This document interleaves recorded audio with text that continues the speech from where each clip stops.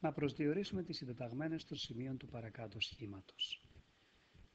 Πάμε στο σημείο α. Συντεταγμένες είναι τετμημένη και η τεταγμένη. Για να βρω την τετμημένη φέρω κάθετη προς τον άξονα χ τόνος και βλέπω στο σημείο 2, άρα η τετμημένη είναι το 2. Για την τεταγμένη φέρω κάθετη στον άξονα ψ τόνος ψ είναι 2,3. Για το σημείο β, να τα πάρουμε στη σειρά, άλλο χρωματάκι. Η τετμημένη φέρω κάθετη στον άξονα χ τόνος είναι -1 και η τεταγμένη κάθετο στον ψ τόνος είναι 2.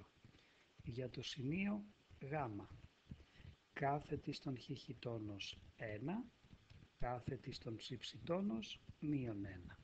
Για το σημείο δ, το σημείο δ εφόσον βρίσκεται πάνω στον άξονα χ τόνος έχει σίγουρα τεταγμένη 0. Η τετμημένη του είναι το σημείο στο οποίο ακουμπάει, δηλαδή το -3.